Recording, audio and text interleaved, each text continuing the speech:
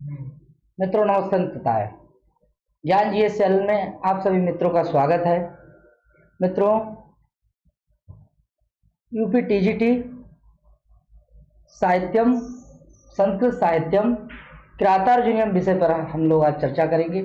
किरातार्जुनीयम भारवी की रचना, एक ही मात्र रचना है जो 18 सर्गों का महाकाव्य है, जो बृहत्त्रयी के अंतर्गत आता है।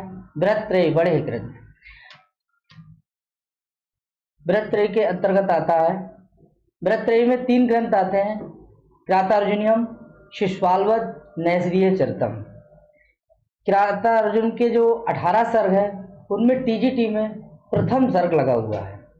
मित्रों, आज हम लोग प्रथम सर्ग को ही पढ़ेंगे। किरातार्जुनीयम प्रथम सर्ग, लेखक भारवी।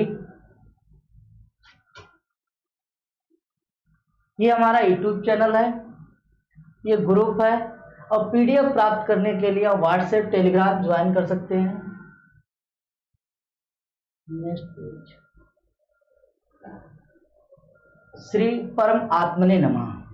महाकवि श्री भारवी प्रणीतम, श्री भारवी प्रणीतम, भारवी प्रणीतम किरातार्जुनीयम, ये महाकाव्य है। महाकाव्य भारवी के द्वारा लिखित है। भारवी इसके लेखक है। किरातार्जुनीयम का प्रथम सर्ग। किरातार्जुनीयम में एक सवाल आ ही जाता है कि किरातार्जुनीयम में कितने सर्ग हैं। बहुत सरल सवाल है, 18 सर्ग है। बहुत सिंपल क्वेश्चन आता है टीजीटी में। प्रथम सर्ग, प्रथमा जो शब्द है जो पुल्लिंग है, और सर्गा भी शब्द पुल्लिंग है। पुल्लिंग है, ये पुल्लिंग है। तो सर्ग शब्द परीक्षा में आ चुका है कि सर्गा शब्द किस लिंग में है, बताएंगे मित्रों। पुल्लिंग में है। किरातार्जुनीयम वन पर्व से लिया गया है, महाभारत के। किरातार्जुनीयम के बारे में थोड़ी जानकारी प्रसंग स्टार्ट करते हैं। एक बार धृतराष्ट्र के पुत्र दुर्योधन आदि, धृतराष्ट्र के पुत्र का नाम क्या है? दुर्योधन। धृतराष्ट्र के 100 पुत्र थे और पांडु के 5 पुत्र थे। धृतराष्ट्र के 100 पुत्र आदि कौरवों ने अपने मामा शकुनी के साथ मिलकर पांडवों का राज्य स्वहस्त करने के लिए उनसे जुआ खेलने का षड्यंत्र रचा। इस जुए में महाराज युधिष्ठिर, चारों भाइयों तथा पत्नी द्रौपदी सहित सारा राजपाट हार गए। ये भूमिका बना रहा हूं। ये हार गए। दुर्योधन के साथ जुआ खेला था। किसने खेला था? युधिष्ठिर ने खेला था। और युधिष्ठिर जो है वो सारा राजपाट और पत्नी को हार गए हैं। अंत में 12 वर्ष का वनवास और 1 वर्ष का, तदंतर 1 वर्ष का अज्ञातवास को दांव पर लगाया गया है। इसमें भी शकुनी ने छल से युधिष्ठिर को पराजित किया था। जुआ जो था वो कैसे खेला गया था? छल से पराजित किया गया था। फलस्वरूप धर्मराज युधिष्ठिर अपने सभी भाइयों यानी अनुजों, उनसे छोटे थे, अनुज बोलते हैं, पत्नी सहित कौन है? द्रौपदी, जंगल में निवास करने लगे। एक बार जब पांडव द्वैत वन में, वन का नाम क्या था? द्वैत वन। जिस वन में पांडव रह रहे थे उस वन का नाम जो था मित्रों द्वैत वन था। द्वैत नामक वन में काल यापन कर रहे थे, अर्थात रह रहे थे। उस समय युधिष्ठिर के मन में दुर्योधन के राजनीतिक क्रियाकलाप की तथा उसकी शासन पद्धति को जानने की इच्छा हुई। इसके लिए उन्होंने वन में रहने वाले एक किरात को ब्रह्मचारी के वेश में राजधानी हस्तिनापुर भेजा। राजधानी कहाँ भेजा? हस्तिनापुर भेजा। वह वनेचर दुर्योधन के द्वारा अपनाई गई रीति एवं समस्त कार्यकलाप की पूर्णता जानकारी करके युधिष्ठिर को अवगत कराने के लिए उनके सम्मुख उपस्थित होता है। यानी बनेचर जहां हस्तिनापुर गया था और वहां की संपूर्ण जानकारी लेकर के महाराज युधिष्ठिर के पास लौट आया है। ये श्लोक है, इसमें 46 श्लोक है मित्रों। प्रथम सर्ग में 46 श्लोक है और 46 श्लोक में ये आपका पहला श्लोक है, श्लोक नंबर 1। यहां से ग्रंथ स्टार्ट होता है। क्रातार्जुनीयम का मंगलाचरण भी है, ये मंगलाचरण क्रातार्जुनीयम का है। श्लोक नंबर 1 है, इसमें 3 छंद है। पहला छंद स्टार्टिंग जो है वो वंशज से है, 1 से लेकर 44 तक जो छंद है वो वंशज छंद में है, और 45वां छंद जो है वो पुष्पिताग्रा है, और 46वां छंद जो है वो आपका मालिनी है। महाकाव्यों में ग्रंथ में जो है छंद में परिवर्तन हो जाता है लास्ट में। तो पहला 1 से लेकर के 44 तक जो छंद है वो वंशज छंद में है, और 45वां जो है वो पुष्पिताग्रा है, और 46वां जो है मालिनी है। पहला छंद है वंशस्थ में। वंशस्थ का लक्षण है जतौ सुवंशस्थ मुदीरतम जरौ, जतौ सुवंशस्थ मुदीरतम जरौ। एक बार वाचन करेंगे हमारे साथ, केवल जी बोलिएगा। श्रिया कुरुणाम अधिपस्य पालनीम, श्रिया कुरुणाम अधिपस्य पालनीम, श्रिया कुरुणाम अधिपस्य पालनी, प्रजासुरतिं यमयुक्त वेदितुं, सवर्णलिंगी वेदतः समाययो, युधिष्ठिरं द्वैत वने वने चरा। यह है वंशज छंद। कौन सा छंद है? वंशज। ठीक है, जतौ और क्या है? जरौ। जतौ सुवंशस्थ मुदीरितं जरौ। जगण तगण, जगण रगण, जगण तगड़, जगड़ रगड़। ठीक है, 12 वर्ण होंगे। देखिए 1 2 3 4 5 6 7 8 9 10 11 12। एक लाइन कितने हैं? 12। दूसरी में कितने हैं? 12। तीसरी में कितने हैं? 12। चौथी में कितने हैं? 12। ठीक है, छंद कौन सा है? वंशस्थ। ठीक है, पढ़ो। तो कह रहा है पढ़ेंगे बनेचर। बनेचर जो है वो समायो, समायो माने लौट आया है। बनेचर कहाँ लौट आया है? तो कह रहा है कि द्वैत वन में लौट आया है। बनेचर द्वैत वन में लौट आया है। कौन सा बनेचर? कह रहा है वही बनेचर जो बनेचर भेजा गया था, वही बनेचर लौट के आया है जो बनेचर युधिष्ठिर के द्वारा भेजा गया था। किस वेश में बनेचर गया था? तो वर्णलिंगी वेश में गया था। वह वर्णलिंगी वेश वाला बनेचर युधिष्ठिर के द्वैत वन में, यानी युधिष्ठिर के पास द्वैत वन में लौट आया है। क्या करके लौट आया है? विदिता माने जान करके, विदिता माने जान करके। वही वर्णलिंगी बनेचर विदिता माने जान करके द्वैत वन में युधिष्ठिर के पास लौट आया है। राइट, लौट आया है। कहां लौट आया है? द्वैत वन में लौट आया है। किसके पास लौट आया है? युधिष्ठिर के पास लौट आया है। क्या करने गया था? जानने गया था। किसका क्या जानने गया था? वेदितुम माने जानने के लिए, यम माने जिसको, यम बराबर वनेचर, यम बराबर वनेचर। जिस वनेचर को, अयुक्ता माने क्या कर दिया था? नियुक्त किया था। जिस वनेचर को नियुक्त किया था, क्या जानने के लिए? वृत्तिम प्रजासु, प्रजाओं के व्यवहार के बारे में नियुक्त किया था। उसको जान करके क्या करने, लौट आया है? लौट आया है।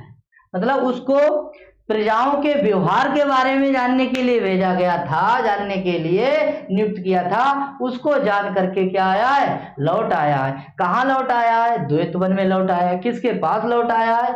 युधिष्ठिर के पास लौट आया है। कौन लौट आया है? वनेचर लौट आया है। आगे देखेंगे कि श्रिया माने होती है राजलक्ष्मी। अधिपस्य, कुरु नाम अधिपस्य, कुरु देश के स्वामी की राजलक्ष्मी का पालन करने वाले। ठीक है, अधिपस्य पद से किसका बोध हो रहा है? दुर्योधन का। कुरु का है? देश है। ठीक है, कुरु देश के राजलक्ष्मी कुरु देश की राजलक्ष्मी का और प्रजा के व्यवहार के बारे में जिसको नियुक्त किया था, बेतुम माने जानने के लिए, सा माने वही, बनेचरा माने बनेचर, बनेचरा माने बनेचर, विदिता माने जान करके, हैं, द्वैत बने माने द्वैत वन में, युधिष्ठिर माने युधिष्ठिर के पास, समायु माने लौट आया है। मित्रों समझ में आ गया होगा? विमल जी समझ में आ गया है? कोई दिक्कत? भावार्थ आपके पास पहुंच गया है। कौन गया था हस्तिनापुर? कौन गया था हस्तिनापुर? बनेचर गया था। किसके पास गया? कहाँ लौट आया है? द्वैत वन में। किसके पास लौट आया है? युधिष्ठिर के पास। यहाँ बनेचर किस वेश में गया था?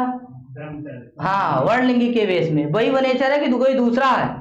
वही बनेचर है। क्या जानने के लिए गया था? श्रिया कुरुणाम अधिपस्य पालनी, श्रिया कुरुणाम अधिपस्य पालनी। और क्या जानने के लिए गया था? दो ही काम जाने, प्रजासु वृत्ति, प्रजाओं के व्यवहार के बारे में, और दुर्योधन की नीति के बारे में, दुर्योधन की राजलक्ष्मी के बारे में। दो कामों के लिए नियुक्त किया था, उसको जान करके लौट आया है। ठीक है, इसके बाद पढ़ते हैं, इसका अन्वय से देखेंगे। अन्वय देखिए, करा कि कुरुणाम, कुरु देश के, अधिपस्य माने स्वामी की, राजलक्ष्मी कुरु देश के, पालिनी माने पालन करने वाली, प्रजासु माने प्रजाओं के, वित्तुम माने व्यवहार को, सॉरी वित्तिम माने व्यवहार को, वित्तिम माने क्या होता है? व्यवहार। और वेदतुम माने क्या है? जानने के लिए। यम माने जिसको, अहिंसा माने नियुक्त किया था, वर्णलिंगी माने ब्रह्मचारी, और सा माने वही, वनेचरा माने वनेचर, विदिता माने जान करके। ठीक है, सन अस धातु से सत्री लगाएंगे। ठीक है, जान करके भी है। द्वैत वने माने द्वैत वन में, युधिष्ठिर माने युधिष्ठिर के पास, समायो माने लौट आया है। कुरु देश की राजलक्ष्मी को संरक्षित करने वाले राजा दुर्योधन के प्रजा विषयक व्यवहार को जानने के लिए युधिष्ठिर ने जिसको नियुक्त किया था, हैं, ब्रह्मचारी के वेश को धारण करने वाला, वह जानकार, वह वनेचर, वह किरात, युधिष्ठिर द्वैत वन में युधिष्ठिर के पास, द्वैत वन में जो स्थित है, युधिष्ठिर के पास लौट आया है। युधिष्ठिर के पास लौट आया है।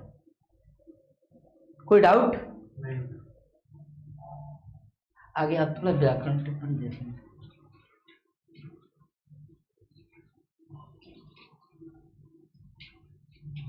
आगे इसको मिटा देना। इस महत्वपूर्ण कुछ व्याकरण टिप्पणियां हैं, समास होंगे, कारक होंगे, उन पे चर्चा कर रहे हैं। मित्रों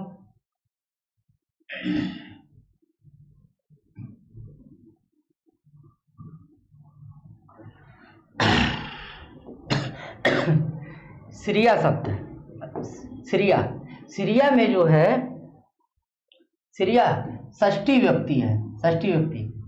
श्रिया शब्द में षष्ठी व्यक्ति करने वाला सूत्र कर्तृ कर्मणो कृति, कृति सूत्र से षष्ठी व्यक्ति हुई है। कुरुणाम, कुरुणाम में षष्ठी से सूत्र से, षष्ठी से सूत्र से षष्ठी व्यक्ति है, षष्ठी व्यक्ति है। अधिपस्य शब्द है, अधि उपसर्ग है, पा है, का है, षष्ठी व्यक्ति इसमें भी है। पालिम शब्द कैसे बना है? पाल प्लस ल्यूट प्लस घी, पालिम। प्रजासु, प्रजा, प्रा जन डा, सप्तमी व्यक्ति, सप्तमी व्यक्ति बहुवचन। प्रजासु, इसको जरा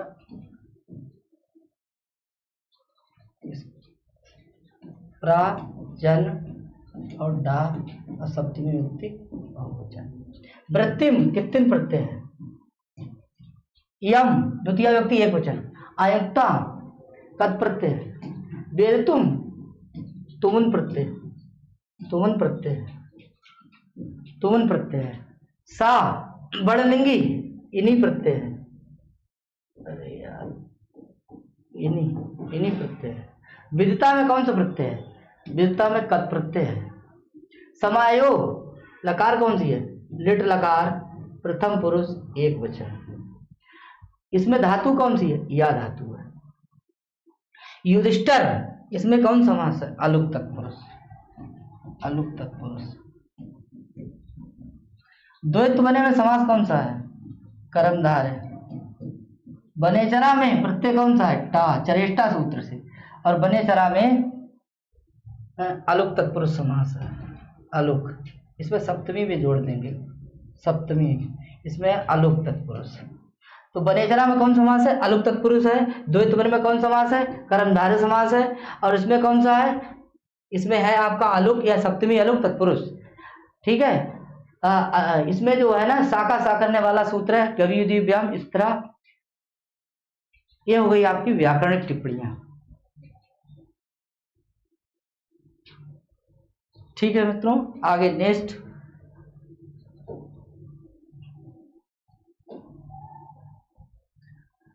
दूसरा श्लोक, श्लोक नंबर 2, श्लोक नंबर 2।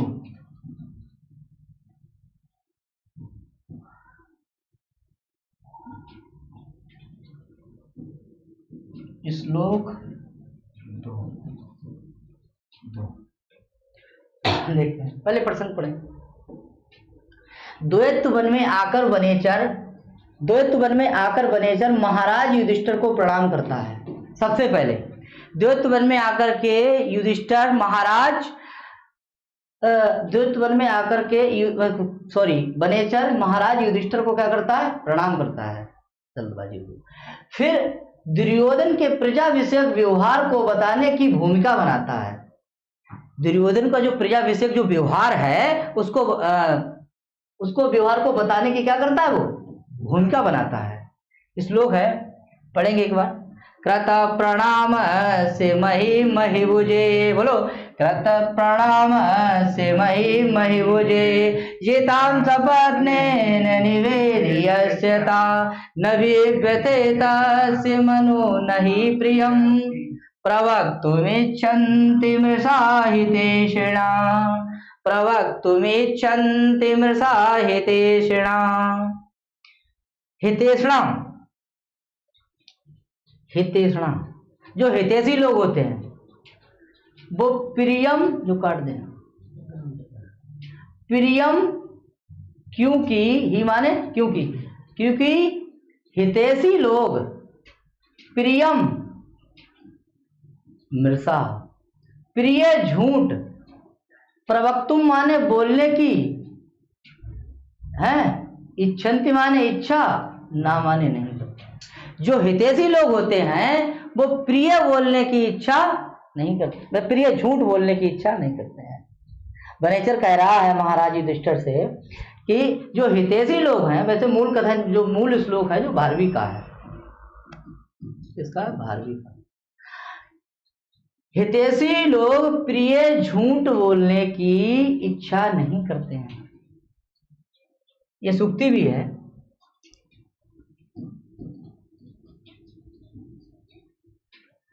कृत प्रणाम से कर लिया गया प्रणाम, ऐसे मही भुजे, मही भुजे, मही भुजे मतलब मही भुजे किसके लिए आया है? युधिष्ठिर के लिए। और महिम माने कौन है? पृथ्वी। महिम माने कौन? मही, मही का अर्थ क्या है? पृथ्वी। पृथ्वी के स्वामी कौन? महाराज युधिष्ठिर। महाराज युधिष्ठिर को वो कौन है? सापत्नेन, शत्रुओं को, अजिताम माने जीतने की इच्छा वाले, शत्रुओं को जीतने वाले महाराज कौन है? युधिष्ठिर को प्रणाम करके, प्रणाम कर लिया गया है। उनसे क्या करते हुए? निवेदन करते हुए, तस्ते मना ना दिद्यते, उसका मन तनिक भी विचलित नहीं हुआ।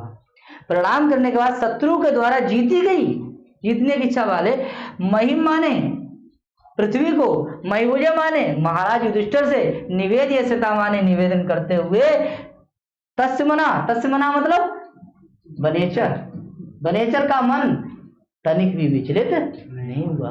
क्योंकि वनेचर कौन है? हितैषी है। क्योंकि हितैषी लोग प्रिय झूठ बोलने की इच्छा नहीं करते हैं। प्रिय झूठ बोलने की इच्छा नहीं करते हैं। कृत प्रणामस महिभुजे, कृत प्रणामस जो पद है वो किसके लिए आया? वनेचर के लिए। किसके लिए आया? वनेचर के लिए।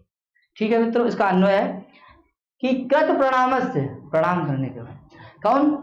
सपत्नेन, शत्रुओं के द्वारा, जिताम माने जीती है, महिम माने पृथ्वी को, मयभुजे माने महाराज युधिष्ठिर से, निवेद्यसता माने निवेदन करते हुए, तस्य माने उसका, मना माने मन, ना माने नहीं, विवते माने व्यतीत हुआ, उसका मन तनिक भी व्यतीत नहीं हुआ, क्योंकि हितैषी लोग प्रिय, यानी कैसा प्रिय? मृषा, झूठ प्रिय प्रोक्तुम बोलने की ना इच्छति, इच्छा नहीं करते हैं। प्रिय झूठ बोलने की इच्छा नहीं करते हैं। अर्थ देखेंगे इसका, पहले इसको मिटा दें।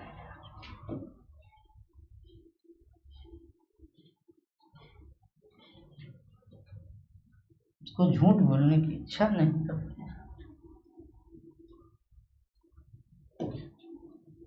कुछ महत्वपूर्ण सवाल देख लेंगे यहीं पे। इसमें समास है बहुब्रीहि, बहुब्रीहि किसके लिए आया है? वनेचर के लिए आया है। ठीक है। निवेद्यसता, इसमें कौन प्रत्यय? सत्री, सत्री प्रत्यय षष्ठी व्यक्ति एक वचन किसके लिए आया? तस्य के लिए। महिभुजे किसके लिए आया? युधिष्ठिर के लिए। किसके लिए आया? युधिष्ठिर के लिए। और महिभुजम व्यक्ति कौन सी है? चतुर्थी। क्रिया अर्थो उपदस्य कर्मणा स्थाना, इसलिए आया है। आगे देखिए, हितेशना, हितेणा कृष्णा व्यक्ति प्रथमा बहुवचन का है, क्योंकि देखिए कर्ता अगर बहुवचन का होगा तो क्रिया भी बहुवचन की होगी। जैसी गैया भैंसो खूंटा, अगर कर्ता एक वचन तो क्रिया एक वचन, कर्ता दो वचन तो क्रिया द्विवचन, और कर्ता अगर बहुवचन का है तो क्रिया भी बहुवचन की होगी। ठीक है, तो कर्ता कैसा है? बहुवचन का है, तो क्रिया कैसी है? बहुवचन की है। ठीक है भाई, इस तरीके से इसमें इतने इंपॉर्टेंट प्रश्न बनते थे। वैसे बनाने के लिए इसकी भी व्याकरण टिप्पणी, इसकी व्याकरण टिप्पणी और इन सब की व्याकरण टिप्पणी आप सब किताब मिल जाएगी। लेकिन परीक्षा के लिए क्या ध्यान रखना है? परीक्षा के लिए यही आएगा ना कि कृत प्रणामस में कौन सा है समास है, ये इंपॉर्टेंट है, आ सकता है। ये आपका क्या नाम? हितेषणा पद पूछ सकता है। ठीक है। निवेद्यसता पद किसके लिए आया? तत् के लिए आया, ये इंपॉर्टेंट है। महिभुजे पद किसके लिए आया? ये इंपॉर्टेंट है। महिभुजम चतुर्थी व्यक्ति है, ये इंपॉर्टेंट है। किस सूत्र से है? ये इंपॉर्टेंट है। और इस पद में क्या प्रत्यय है? ये इंपॉर्टेंट है। इतनी चीजें मेरे हिसाब से इंपॉर्टेंट। वैसे क्या है, ये हमारा निपात है और ये हमारा क्या है? अव्यय है। ये भी है, इन्हें हम किताब से भी अध्ययन कर सकते हैं। मेरी नजर में इतने इंपॉर्टेंट पद थे। ठीक है भाई विमल भाई? ठीक है, इसका हिंदी देख लीजिए, अनुवाद भी देख लीजिए। आगे अनुवाद लिखा है, अनुवाद। महाराज युधिष्ठिर को प्रणाम कर लेने वाले, कौन? महाराज युधिष्ठिर को प्रणाम करने वाले हैं, उसके पश्चात शत्रु यानी दुर्योधन के द्वारा जीती गई पृथ्वी के वृत्तांत को महाराज युधिष्ठिर से निवेदन करते हुए उद्धत उस किरात का मन दुखी नहीं हुआ। उस किरात का मन जो था वो दुखी नहीं हुआ, क्योंकि हित का अभिलाषी, जो हित चाहने वाला व्यक्ति होता है, जो हित का अभिलाषी होता है, वो लोग मिथ्या माने असत्य या झूठ प्रिय वचन बोलने की इच्छा नहीं करते हैं। वो लोग झूठ नहीं बोलते हैं भाई। ठीक है, वो लोग झूठ नहीं बोलते। यहाँ वनेचर अपने आप को सिद्ध करना चाहता है कि मैं आपका हितैषी हूं, मैं आपका हितैषी हूं। ठीक है, और वो बता रहा है। ये प्रसंग है श्लोक नंबर 3 का प्रसंग। वनेचर दुर्योधन के जिन प्रजा विषयक व्यवहारों को एवं कार्यों को जानने के लिए, प्रजा विषयक व्यवहारों को जानने के लिए हस्तिनापुर भेजा गया था।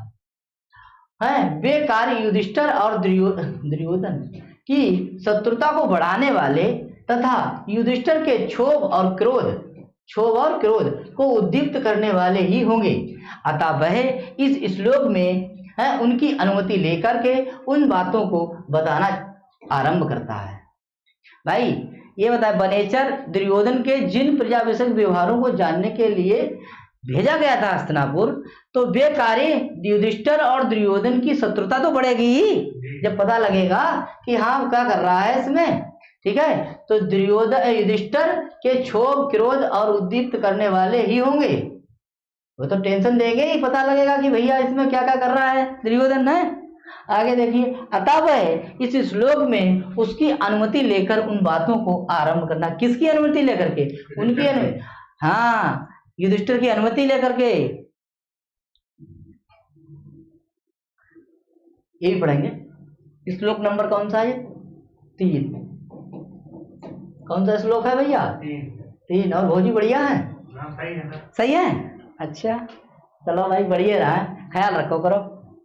आगे देखो, द्विषाम विगाताय विधातुमिच्छतो रहस्यनुज्ञाम् अधिगम्य वो वृथा ससौष्ठवोदार्य विशेषशालिनी विनिश्चितामिति वाचमाददे। द्विषां विघाताय विधातुमिच्छतु रहस्यनुज्ञाम् अधिगम्य वो वृथा ससौष्ठवोदार्य विशेषशालिनी विनिश्चितामिति वाचमाददे। देखिए मित्रों, हम लय नहीं बना पा रहे हैं वंशज छंद में, लेकिन जैसा भी गाते हैं स्टार्टिंग है। दुष्टाम माने शत्रुओं के, विघाताय माने विनाश करने का इच्छुक, विनाश करने का इच्छुक। ऐसे कौन? भूव्रता महाराज युधिष्ठिर की। हाँ, अनुज्ञाम माने आज्ञा को, रहस्य माने एकांत में, अधिगम्य माने पाकर के, आददे माने बोला। कौन बोला? वनेचर। शत्रुओं के विनाश करने की इच्छा वाला कौन है? तो युधिष्ठिर है। और उनकी आज्ञा कहाँ? एकांत में आज्ञा, एकांत में। रहस्य माने का है एकांत में, अनुज्ञाम माने आज्ञा को, है, अधिगम माने पाकर के, है। कौन? सामाने वहे, सामाने कौन है? वनेचर, वह वनेचर। आदिदे माने बोला, आदिदे माने बोला, आदिदे माने बोला। तो क्या बोला? वाचम बोला। वाचम माने वाणी, वाचम माने क्या है? वाणी बोला। आदिदे वाचम, वाणी बोला। वाणी कैसी बोली?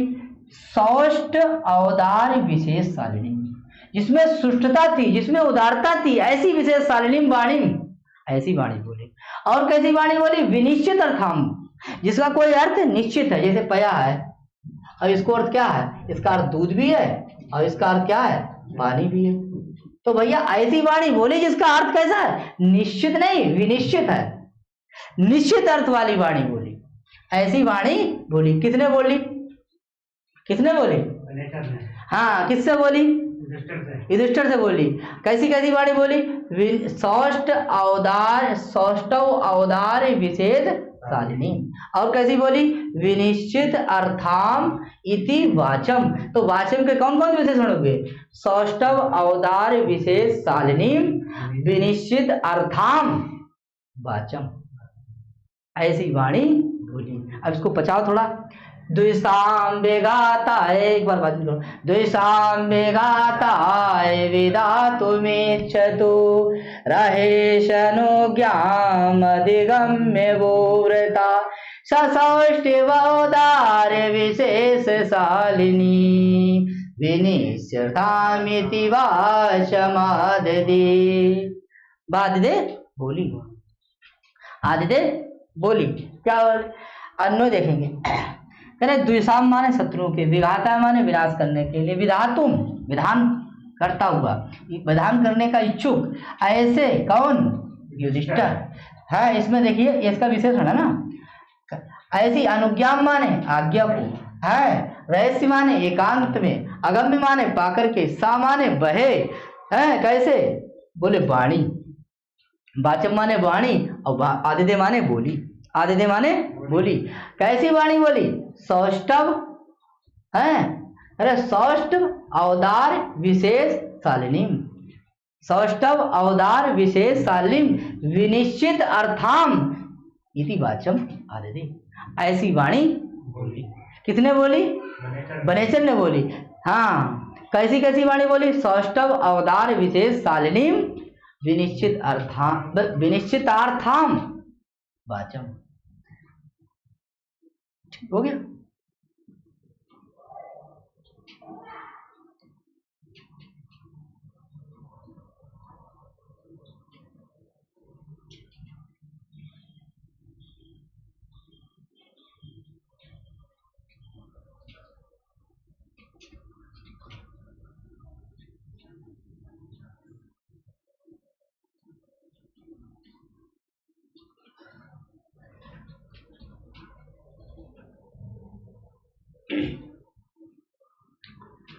द्विसाम, इंपॉर्टेंट कुछ, द्विसाम, द्विसाम में कौन सा प्रत्यय? कोई। विघातायन धातु पूछी जाएगी, क्या लगाएंगे? हन। विघातायन कौन सी विभक्ति है? चतुर्थी। विधातुम कौन सा प्रत्यय है? तुमुन। इच्छिताम कौन सा प्रत्यय है? सत्री। भूव्रता में प्रत्यय कौन सा है? कोई। किसके लिए आया है? युधिष्ठिर। किसके लिए आया है? युधिष्ठिर के लिए। हाँ, इसमें समास कौन सा है? बहुव्रीहि भी है।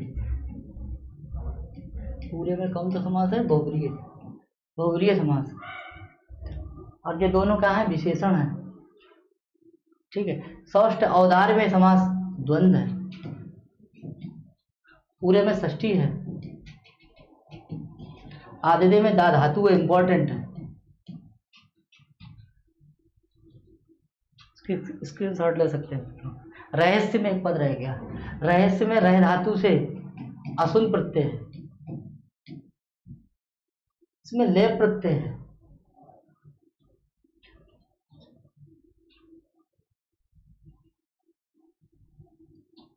अनुवाद। शत्रुओं के नाश के लिए कार्य करने की इच्छा वाला कौन? युधिष्ठिर। शत्रुओं के नाश के लिए कार्य करने की इच्छा वाला कौन है? युधिष्ठिर है। शत्रु कौन है उसके? दुर्योधन आदि। कि एकांत में आज्ञा प्राप्त करके उस वनेचर का शब्द, सौंदर्य, अर्थ, संपत्ति की विशिष्टता से सुशोभित तथा सुनिश्चित अर्थ वाली इस प्रकार से वाणी अंगीकृत अर्थात कही। ऐसी वाणी बोली। किसने बोली भैया? वनेचर ने बोली। आगे श्लोक नंबर 4। कहा जाता है कि प्रिय झूठ एवं प्रिय झूठ और अप्रिय सत्य कभी नहीं बोलना चाहिए। दिनेश भाई, प्रिय झूठ और अप्रिय सत्य कभी नहीं बोलना चाहिए। आप तो ना बहुजित बोलते। आगे महर्षि वाल्मीकि ने भी रामायण में कहा है, आप प्रियस्य चा पथस्य वक्ता श्रोता चा दुर्लभ।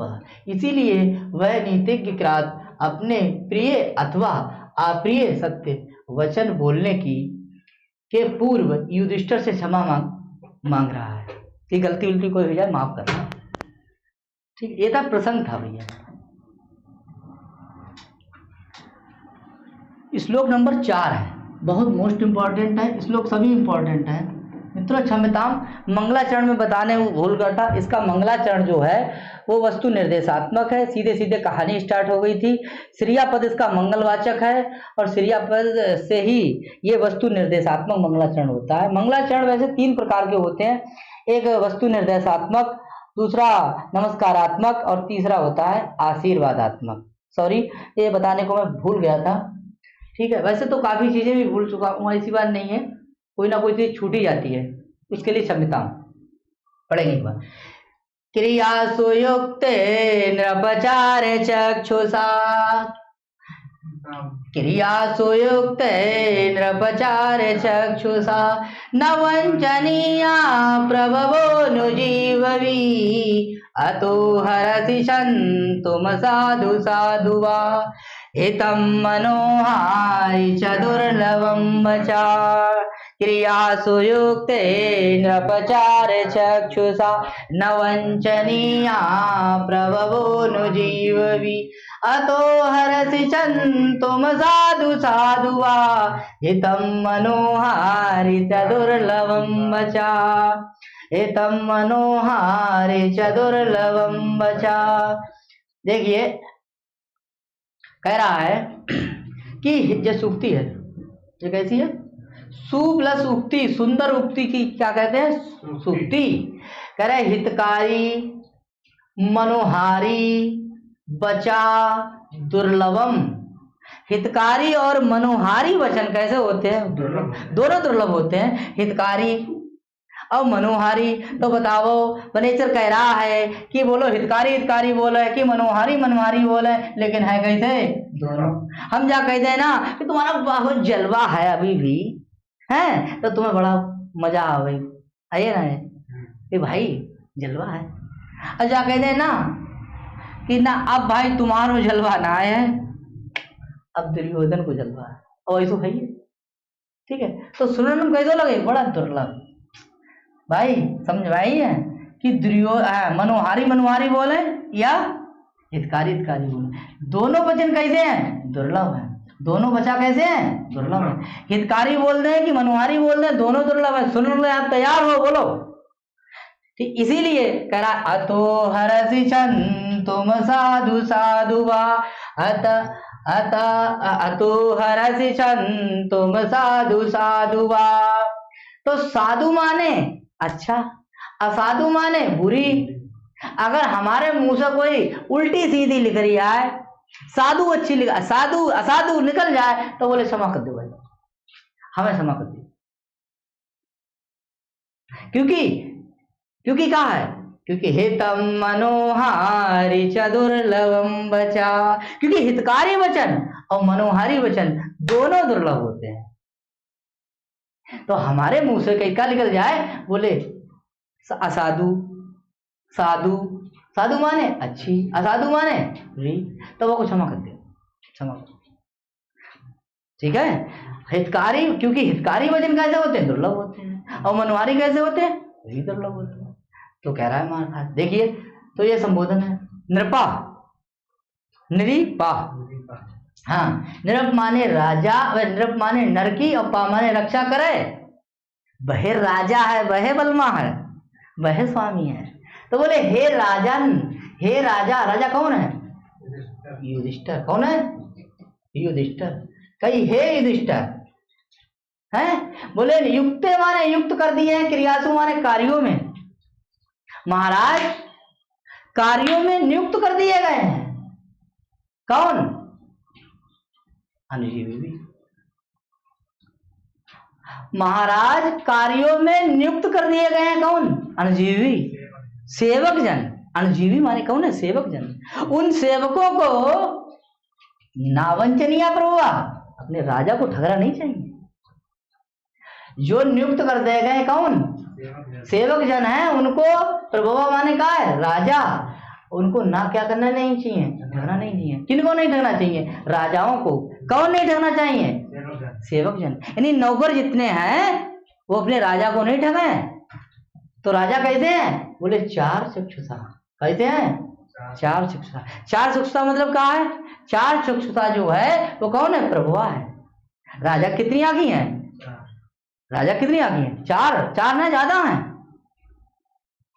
भाई, चार आंखें नहीं है, चार जितने भी जितने नीचे कार्यकर्ता लगे सब आंखें हैं बाकी। अब बाबा कितनी आंखें हैं, यूपी में 75 जिला है तो 75 बाकी डीएम है, बाकी आंखें हैं, सब सूचना देती है फटाफट फटाफट फटाफट फटाफट। ये राजा की समझ में आई। हाँ, तो ये चार चक्षुषा जो है वो कौन है, जो युधिष्ठिर है। चार चक्षुषा कौन है, युधिष्ठिर है। चार चक्षुषा किसके लिए आया, ये 2021 वाली परीक्षा में आया था कि चार चक्षुषा कौन है, कई वनेचर, युधिष्ठिर, दुर्योधन, गुप्तचर। ठीक है, लड़का उन लगाया था क्या, वनेचर, युधिष्ठिर, ज्यादातर ऐसे ही लगाया।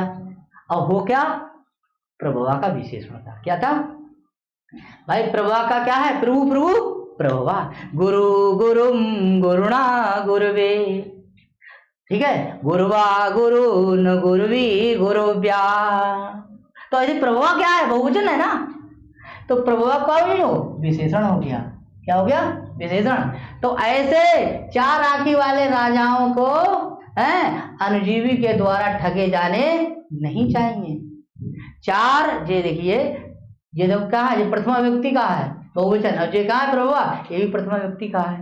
ठीक है, तो अनुजीवियों के द्वारा राजा को कैसे राजा हैं, चार चक्षुषा वाले ऐसे राजा नहीं ठगे जाने चाहिए। अनियर प्रत्यय किसका भाव देता है, चाहिए का। किसका देता है, चाहिए का आता है। तो हे महाराज, कार्यों में लगाए गए नौकरों, कौन, नौकरों के द्वारा किसको नहीं ठगा जाना चाहिए? चार चक्षुषा वाले प्रभुओं को नहीं, यानी चार चक्षुषा माने चार चक्षुषा कौन है? राजा। ऐसे राजाओं को ठगना नहीं जाना चाहिए, यानी ठगा जाना नहीं चाहिए। तो यहाँ पे जो है अनुजीवी कौन मान रहा है? आपने मान लीजिए तो वनेचर ही तो मान रहा है भाई, हमें अपने काम पे लगाया आपने कहा था हस्तिनापुर जाओ, अब हम ठगी विद्या ही करें, हम कह रहे हैं अरे साहब आपको जलवा है यार, हैं अब वो जलवा है, ठीक है, अब वो आपको चलता है, समझ रहे बात है? तो ठगे जाने नहीं चाहिए। और ये देखिए, ये अनुजीवी भी अगर आ जाए तो अनुजीवी तो वनेचर हो सकता है, लेकिन भाई साहब जो है ना अनुजीवी युधिष्ठिर नहीं हो सकता है। यहाँ पे यहाँ अनुजीवी जो है ना वो कौन है? वनेचर हो सकता है। और चार चक्षुषा वनेचर नहीं हो सकता है, चार चक्षुषा प्रभव का विशेषण है, इसीलिए ये बहुब्रीय समास भी है। ऐसा समास है और ये इसका विशेषण भी है। चलिए थोड़े व्याकरण टिप्पणियां देखते हैं भैया।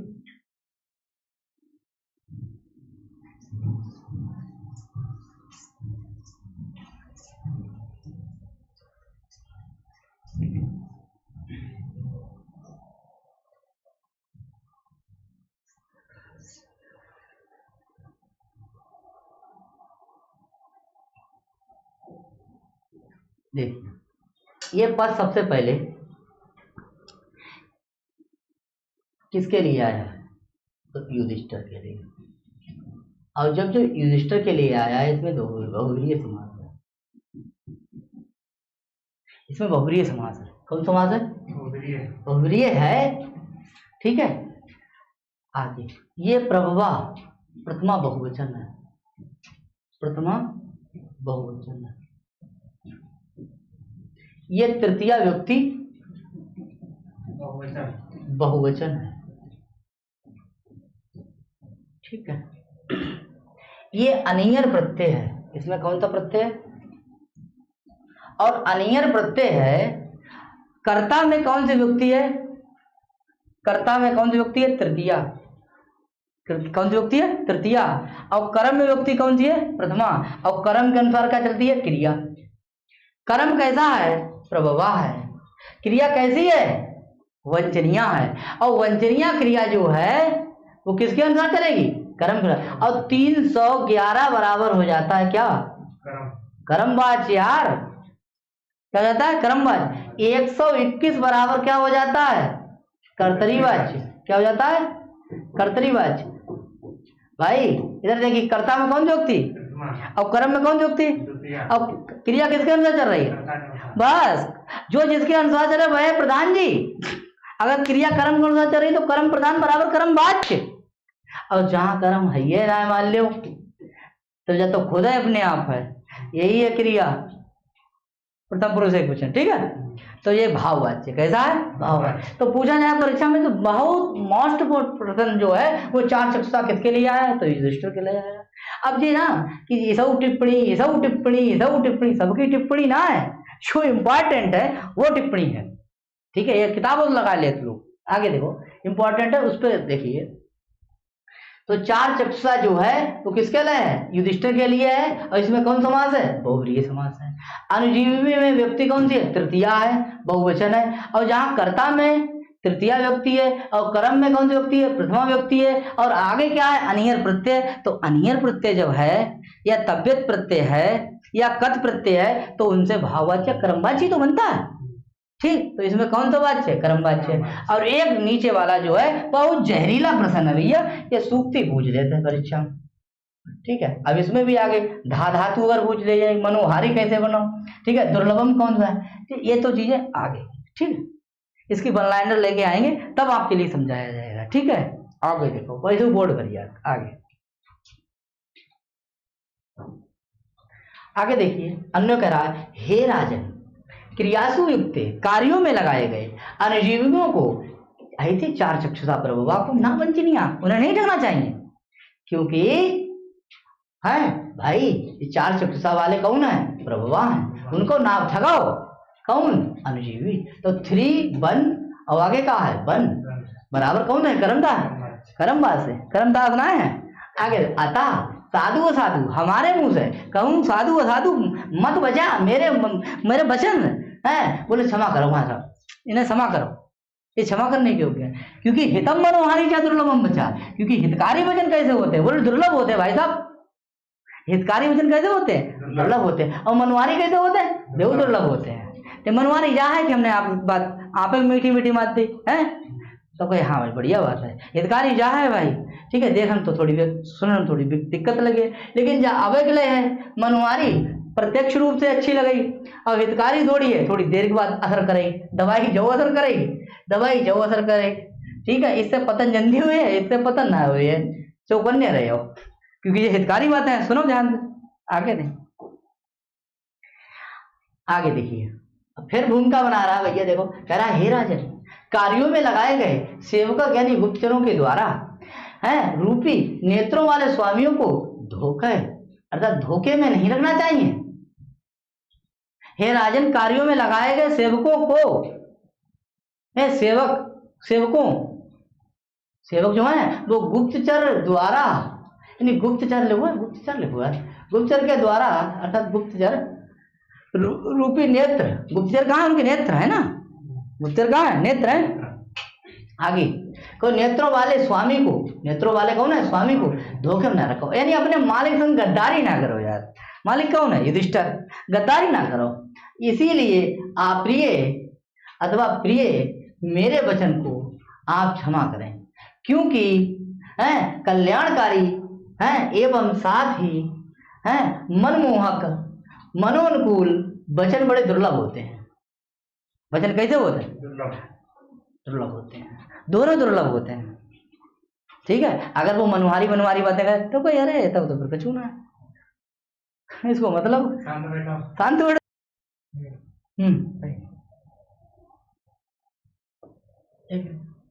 प्रसंग युधिष्ठिर कह रहा है, युधिष्ठिर से वनेचर कह रहा है, किससे कह रहा है, युधिष्ठिर से कह रहा है। वनेचर कह रहा है कि साथ साथ काम करने वाले आदमी को और स्वामी को, ये नौकर है, ये स्वामी है, को एक दूसरे के अनुकूल रहने क्रमशः हितकर वचन कहना और सुनना चाहिए। राजा मंत्री की मान है और मंत्री राजा की मान है, सारा काम होगा। और राजा अपनी व्यवस्था जा रहा है और मंत्री अपनी में जा रहा है, तो भैया बेकार है। राजा और मंत्री जब एक होंगे तभी सारी संपत्तियां अनुराग करेंगे, चाहे वो घर हो, चाहे परिवार हो, चाहे राष्ट्र हो, चाहे कोई भी हो, ठीक है। क्योंकि राजा और मंत्री के एक होने पर ही सारी संपत्तियां अनुराग करती हैं। राजा अलग जा रहा है, मंत्री अलग जा रहा है, संपत्तियां कभी नहीं होती, ठीक है, वो राजी नहीं चलेगा, ठीक है। देखो भैया,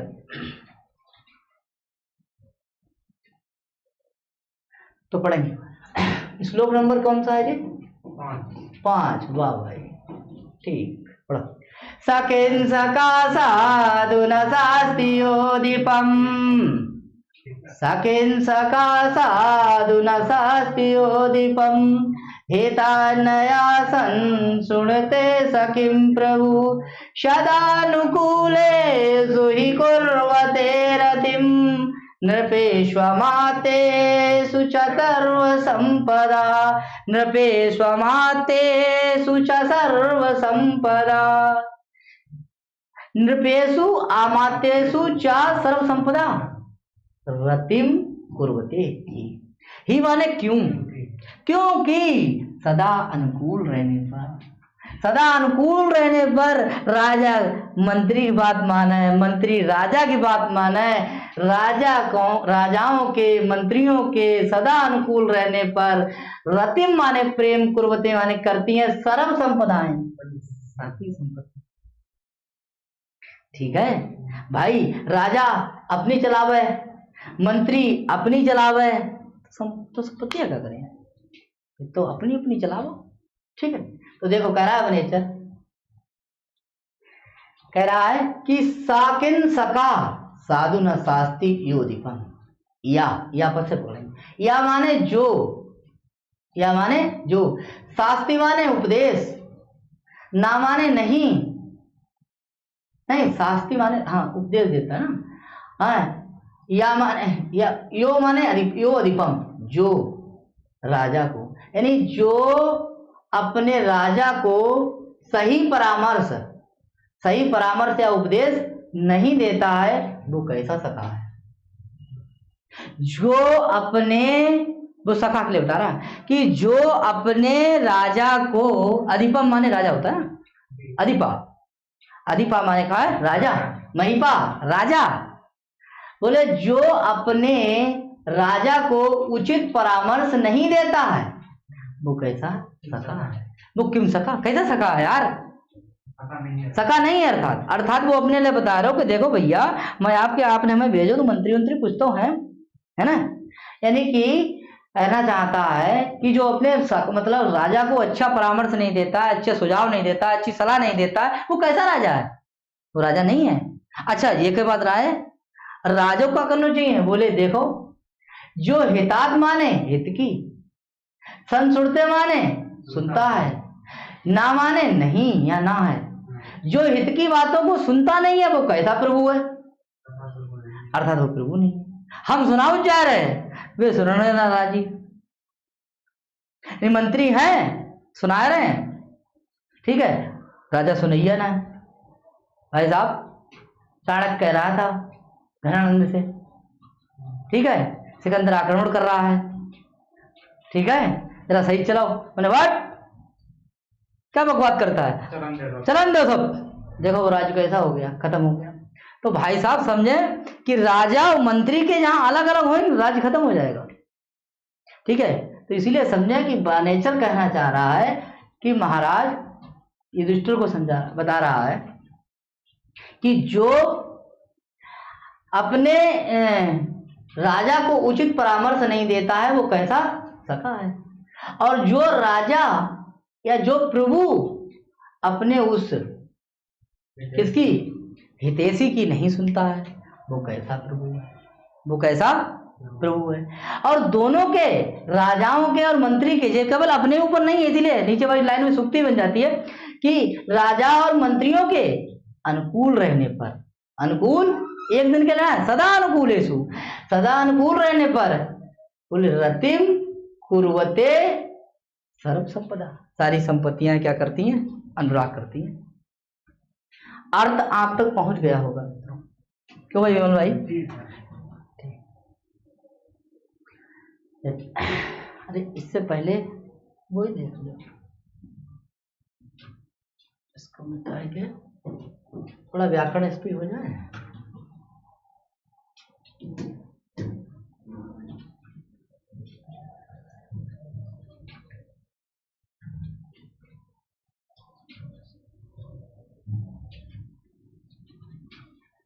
यहां से भी एक प्रश्न आ चुका है, 2016 वाली परीक्षा में आया था भाई, देखेंगे। पहला प्रश्न, ये आपका समास कर्मधारय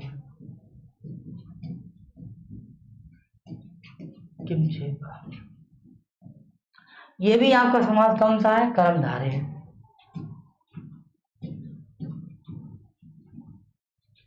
देखिए ये शास्त्र क्रिया कैसी है, द्वयकर्मक है, द्वयकर्मक क्रिया है। और द्वयकर्मक क्रिया कितनी होती है, 16 होती है। दू, याज, पच, दंड, रुद, प्रची, वृ, सास, जी, मत, मुज, नीरी, कृष्ण, ठीक है। तो शास्त्र क्रिया कैसी है, द्वयकर्मक है। इसके द्विकर्म है, द्विकर्म कौन कौन से हैं, एक इनका अधिपम कर्म है, जो कैसा कर्म है, गौण कर्म है। गौण कर्म में कर्म संज्ञा करने वाला सूत्र आकर्तम चा होता है, आकर्तम चा। और एक जो है साधु है, ये साधु परामर्श, परामर्श ये मुख्य कर्म है, मुख्य कर्म, या इसको वैसे कर देंगे प्रधान कर्म है, प्रधान कर्म, प्रधान कर्म। इसकी कर्म संज्ञा करने वाला सूत्र कर्तुर ईप्सितम, कर्तुर शॉर्टकट में लिखा। इसकी कर्म संज्ञा करने वाला, मुख्य कर्म की कर्म संज्ञा करने वाला कर्तुर ईप्सितम है, और गौण कर्म की कर्म संज्ञा करने वाला आकर्तम चा है, ये गौण कर्म है। क्रिया आपकी कौन सी है, सास क्रिया है, ठीक है। हितात, हितात पद में पंचमी युक्ति है, हित गायब है यहाँ पे, ठीक है, इसी में है इंक्लूड। और इसमें पूछा गया था कि हितात हितात् पद में पंचमी, तो अपादाने पंचमी से होगा, अपादाने पंचमी सूत्र से इसमें पंचमी व्यक्ति होगी। पूछेगा इसकी अपादान संज्ञा करने वाला सूत्र, अपादान संज्ञा करने वाला सूत्र, तो लगाएंगे आख्यातोपयोगी, आख्यातोपयोगी शॉर्टकट, आख्यातोपयोगी। सदा अनुकूलेषु और नृपेषु अमात्येषु यस्य च भावेण भाव लक्षणम, यस्य च, थोड़ा क्लीन करते हैं,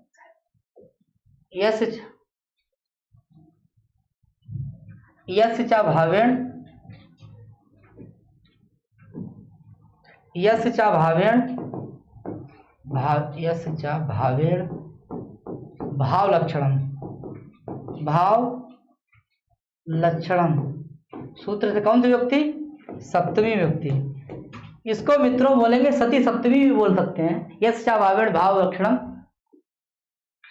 ठीक है। नृपेषु धन आमात्येषु, नृपेषु धन आमात्येषु, इसमें संधि कौन सा है, नृपेषु, नृपेषु नृ, अरे इसको ऐसे लिखो, नृपेषु धन आमात्येषु, आमाएषु, यहाँ पे ई को या हो जाए, ऊ का हुआ, ऊ का हुआ, और संधि का नाम क्या हो जाएगा, यण, संधि का नाम क्या हो जाएगा, यण, ठीक है। सर्व संपदा, संपदा शब्द में क्या है, कोई प्रत्यय है, संपद क्यूब, संपद क्यूब। सर्व संपदा में समास कौन सा है, कर्मधारय समास है, मित्रों नोट करेंगे, सर्व संपदा में कर्मधारय। कुर्वते क्रिया का कर्ता कौन है, सर्व संपदा, कुर्वते क्रिया कहती है बहुवचन के।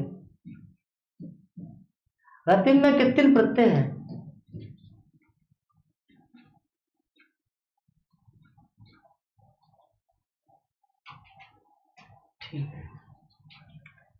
ठीक है मित्रों। आगे या माने जो, अधिपम माने राजा को, साधु माने ठीक परामर्श, ना माने नहीं है, बोलता है, शास्त्र माने कहता है, साधन देता है, उपदेश देता है, जो राजा को उचित परामर्श नहीं देता है, सा सका, वो कैसा, किम सका, कैसा सका है। और या माने जो हितान माने हित की, ये तो कोई शब्द आ गया, हितान माने हित, इसी में जुड़ा हुआ है, अकर्मक क्रिया वाला है, बाबूराम सत्यनाम मिलेगा। कह रहा है जो हित की बात को नहीं सुनता है वो कैसा प्रभु है, हमने कोई समझाई बात आप सुनिए ना, इसका मतलब है, ठीक है, कुछ नहीं होगा, क्योंकि इसीलिए कहा गया कि नृपेषु धन आमात्येषु, राजाओं और मंत्रियों के अनुकूलेषु, अनुकूल रहने पर सर्व संपदाएं सदा रतिम कुर्वते, क्या कर रहती हैं, हर समय अनुरक्त रहती हैं, फलती हैं। अनुवाद, जो अमात्य आदि अपने राजा को उचित परामर्श नहीं देता है वह कुमित्र है, बुरा मित्र है। जो हितैषी की हितकारी बातों को नहीं सुनता है वो कैसा स्वामी है, दुष्ट स्वामी है।